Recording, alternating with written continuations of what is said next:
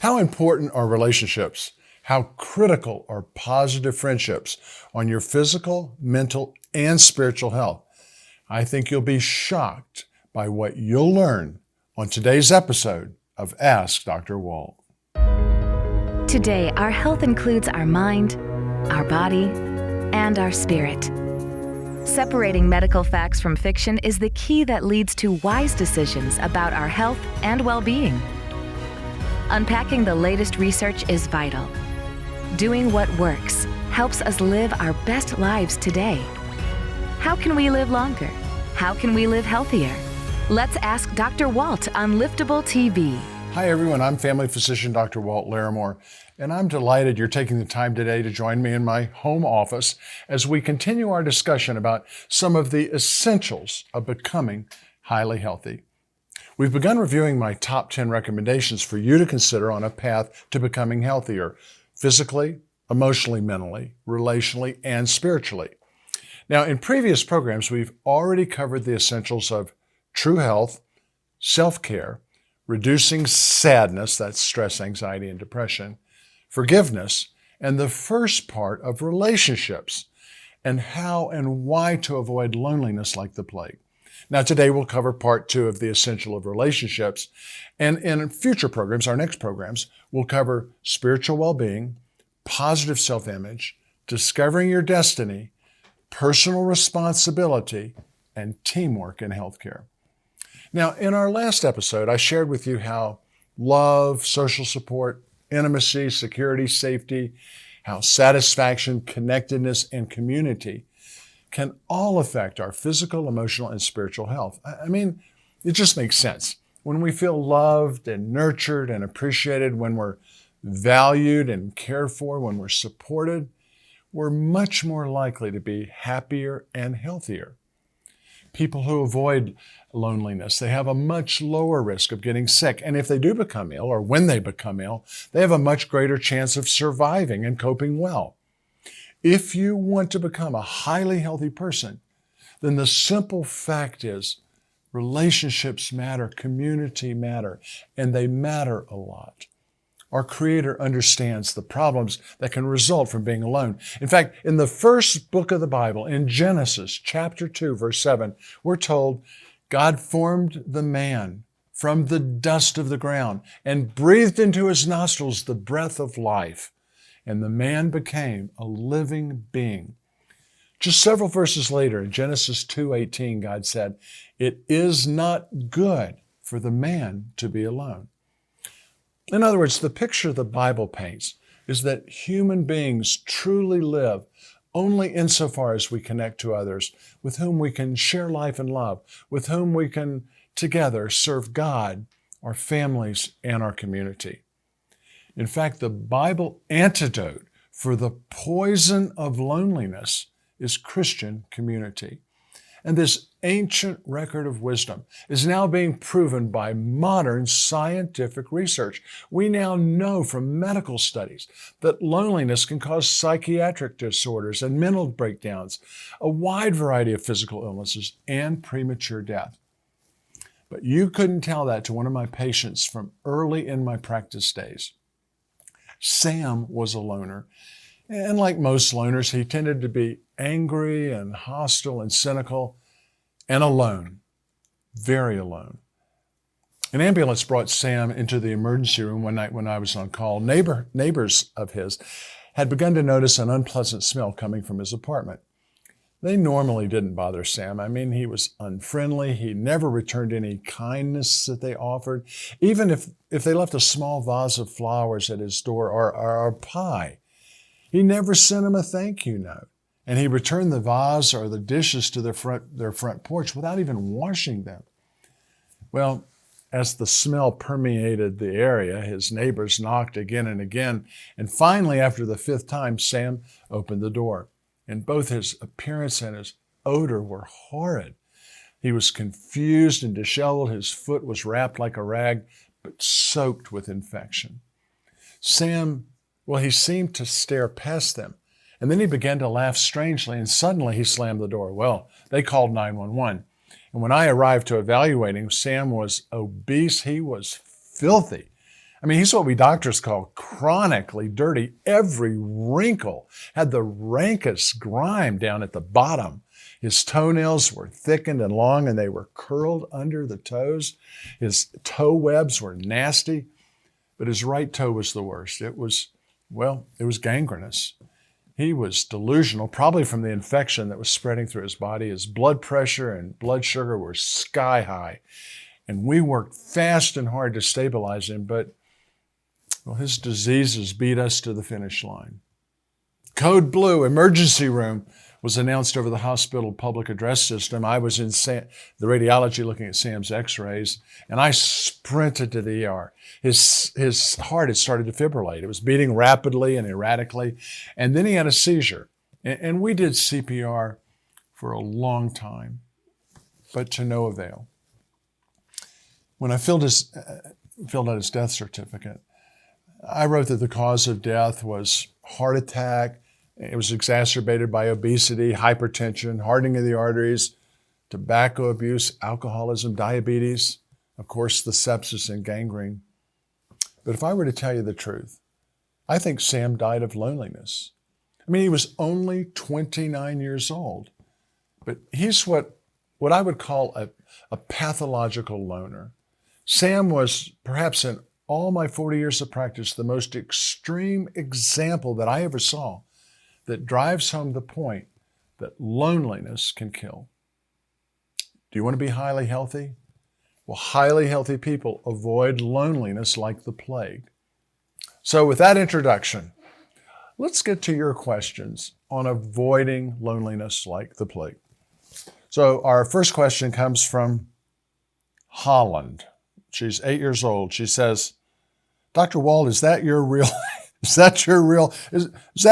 hair? Is this Holland from across the street? Yeah, Holland, this is my real hair. No toupee on this show.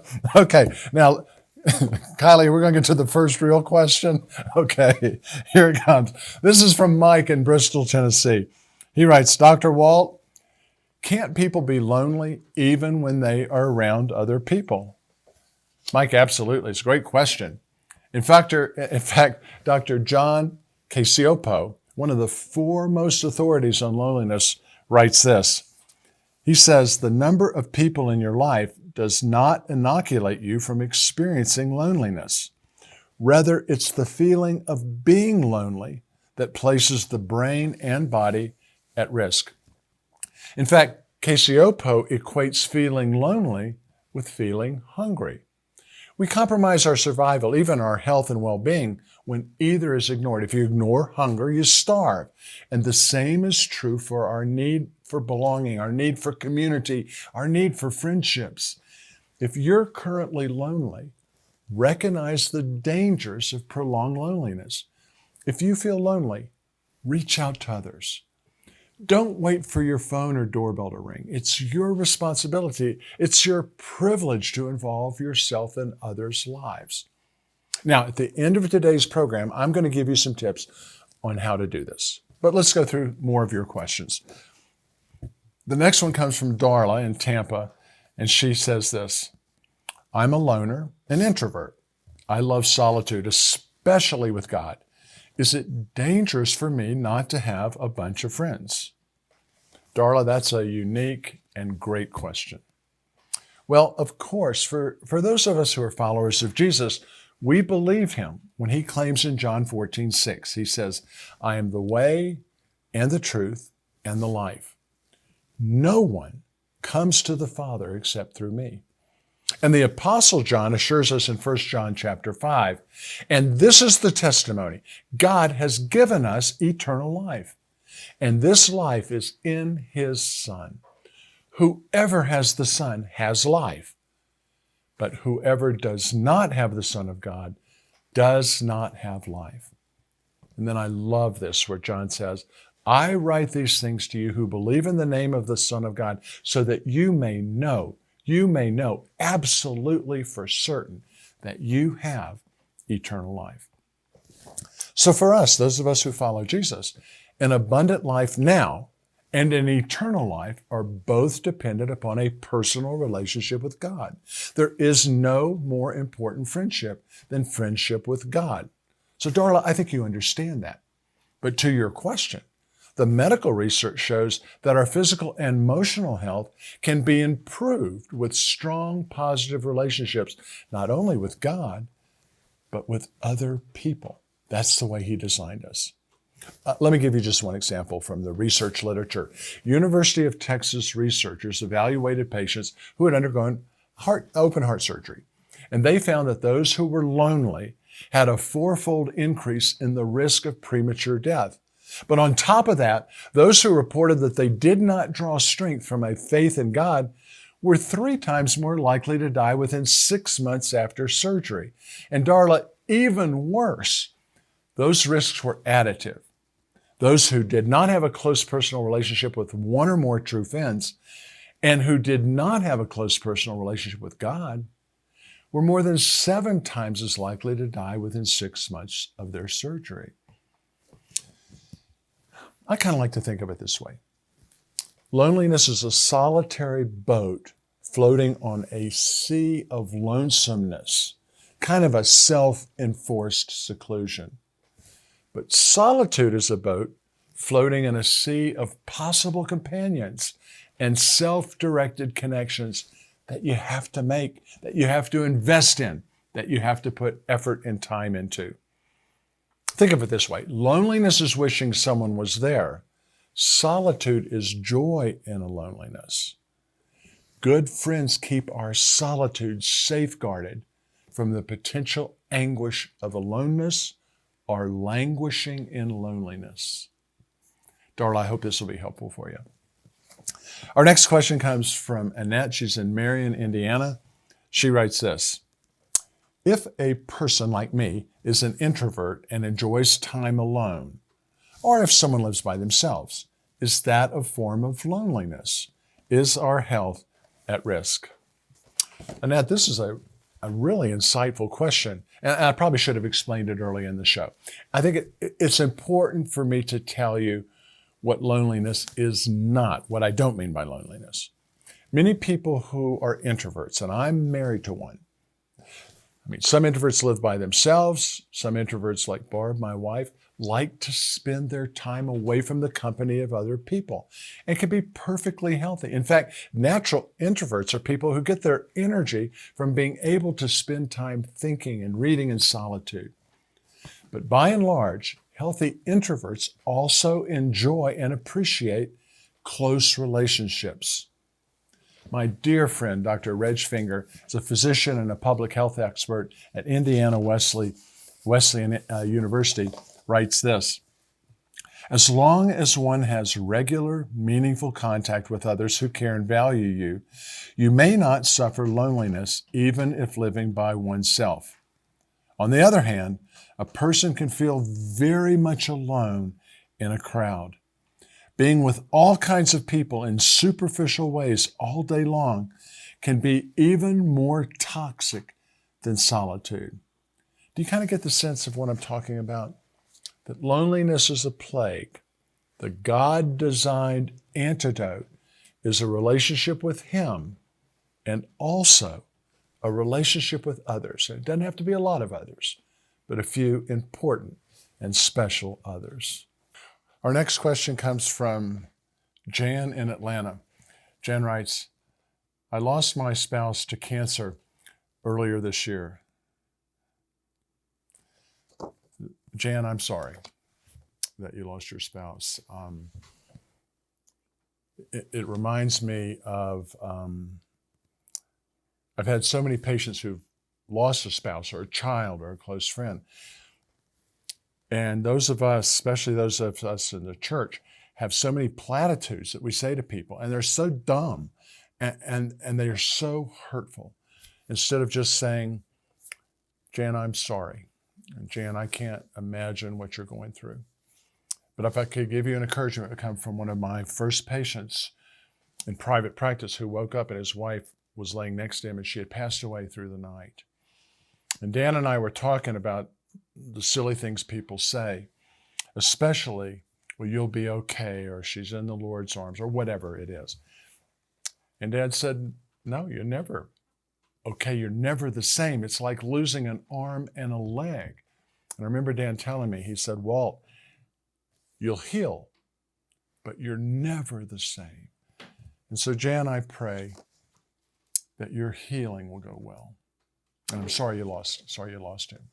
But for your question, you say, as a result of losing my husband, I'm now living by myself.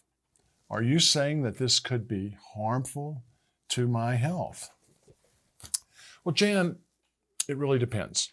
On the one hand, if you're experiencing the negative motion of loneliness, or if on the other hand, potentially the healthy state of solitude and healing. Depends on which hand you're in. I kind of look at it this way. Loneliness is the negative emotion that results from the pain of being alone, while solitude is a positive emotion that results from the glory of being alone, and in your case, alone with God. I mean, does this make sense? Maybe think of it this way. Loneliness is different from isolation and solitude. Loneliness is a harmful state where the positive connections we need with God and with other people are greater than the connections that we actually have. So the negative consequences of the plague of loneliness are kind of born in this gap. I pray things go well for you. Our next question comes from Tim in Washington, D.C. He says this: I work in policy creation within the U.S. Congress. I understand that there is legislation in England to encourage physicians to recognize and react to loneliness. Do you know anything about this? Well, Tim, I actually did some of my training as a Queen's Fellow in Great Britain. I admire much of the National Health Service, although I think with the benefits come some risks. But the government of Great Britain is responding to what they consider to be a crisis of loneliness. In fact, the crisis of loneliness there was first declared a public health issue by the Prime Minister Thatcher, for example. But they want to implement a practice, have legislated a practice called social prescribing. So by 2023, and I'll read this, all doctors in England will be able to refer patients experiencing loneliness to community activities and to voluntary services. And this is designed to be an alternative to prescription medication. And according to the legislation, and I quote, such activities could include cooking, dance classes, walking clubs, or art groups, all of which will receive funding from the government and are intended to reduce demand on the National Health Service, the NHS, and improve patients' quality of life. It's almost as if England has woken up to the fact before we have. Great Britain is aware of the plague of loneliness and how it affects physical, emotional, mental, and spiritual health. Thanks, Tim. Wish you the best there in Washington. Our next question comes from Eloise in Missoula, Montana, and she asks, or she writes, I'm single and my dogs are wonderful companions. Do they count?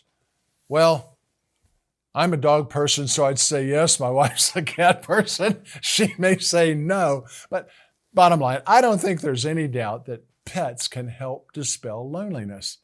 And if you don't want to own a pet, then follow my friend Cynthia's example and volunteer at an animal shelter on weekends. I mean, the big smile I see on her face every time she talks about her work at the shelter leads me to believe that her weekly dose of puppy love is making her far healthier. But as important as pets can be, it's still important to have one or two close human friends to most effectively vaccinate or immunize yourself against the plague of loneliness. I'm probably going to get letters from cat lovers and dog lovers, but y'all be kind to me. The next question comes from Jack in Middletown, Connecticut. He asks this. He says, this information on loneliness is a game changer for me. I direct our church outreach program and wonder what I can do to help our members who might be lonely. Boy, Jack, thanks for writing in. That's a great question. Here's what I'd suggest. Just ask around. Take a survey. Let members of your church know that you or your team are available to help. Even a small outreach can have a huge impact. Let me give you one example. Psychologists at McGill University took a group of heart attack survivors who were being discharged from the hospital and assigned them to one of two groups. Now, both groups received the best heart care from physicians. However, one group also received a monthly phone call, just a monthly phone call from the researchers. And if they sensed any sort of psychological or social problem, then a specially trained nurse was dispatched to the patient's home. And just this simple relationship enhancement Jack, listen to this. It resulted in a 50% reduction in the patient's death rate after 1 year. If we had a pill that did that, people pay anything for it. Providing just one support person who called just once a month, but was available to help, to pray, to talk, to visit. Just one person, one caring, helping person contributed to longer lives and more happiness for the patients studied. So Jack, and for everyone else listening, imagine the potential impact if every church provided this kind of caring service. Can you imagine the results if hospitals routinely provided this service for the patients that they discharge? Wow. Great question, Jack. I appreciate it. Well, I'm about at the end of our time for this session, so I'd like to end our show with my prescription for today. And this is a great one. For those of you who are Christ followers, I highly recommend you invest in relationships with Christian friends and a healthy Christian community. Deborah Felita writes this: the concept of Christian community is such an important part of love, because it's within the context of relationships that we have the opportunity to express and receive love. Now, Deborah suggests 10 reasons for why it's critical to be in relationship with other believers, and I'd like to leave them with you today. She says, Christian community, number 1, challenges you to be more like Jesus. Number 2, it helps meet practical needs. Number 3, Christian community carries you emotionally. Number 4, it reveals your gifts and talents. Number 5, it opens your eyes to the needs of others. 6, it empowers your relationship with God. 7, it helps meet our need for love. 8, offers opportunities for confession to other people, which leads to healing. It teaches you to work through conflicts. And finally, gives you the chance to forgive. In short, Christian community is critical in living out an abundant, satisfying, and healthful life. It's the environment in which the terrible plague of loneliness can be and will be cured. What if you're lonely? What if you know someone who is? What if you have a family member or friend who's lonely? I hope these 2 programs have helped you recognize the dangers of prolonged loneliness. If you feel lonely, volunteer, reach out to others, involve yourself in others' lives. We can all fight against loneliness by engaging in random acts of kindness. Think of positive relationships with other people as your personal Garden of Eden, an orchard that can bud with the fruit of great relationships, a potential paradise that needs to be tended daily, and then just do it. By building stronger and healthier relationships, you'll avoid loneliness like the life-threatening plague that it is. Well, if you'd like some more information on this health essential, you may be interested in 2 of my best-selling books. One is titled Fit Over 50, Making Simple Choices for a Healthier, Happier You. And by the way, it's a great book if you're 20, 30, or 40 years old also. The principles apply to us all. And the other book is The 10 Essentials of Happy, Healthy People, Becoming and Staying Highly Healthy. And you can find them. Just go to my website at drwalt.com and click on the tab at the top of the page that says Books. Now, next episode, next program, we're going to be continuing our look at the 10 essentials of healthy, happy people. And we're going to be discussing one that I love. It's the essential of spiritual well-being and how to cultivate a positive spirituality. And what's the connection between relationships and spirituality? One of my favorite authors is C.S. Lewis, and he wrote this, and I quote, "Look for yourself, and you will find in the long run only hatred, loneliness, despair, rage, ruin, and decay. But look for Christ, and you will find him, and with him, everything else thrown in." Well, I'd love to hear from you. What questions do you have about the association of your spiritual health to your physical, emotional, mental, and relational health? Just email them to me at drwalt@liftable.tv. And you can send in any other general health questions you have. We're going to kind of group those together for future programs. So drop me a line at drwalt@liftable.tv.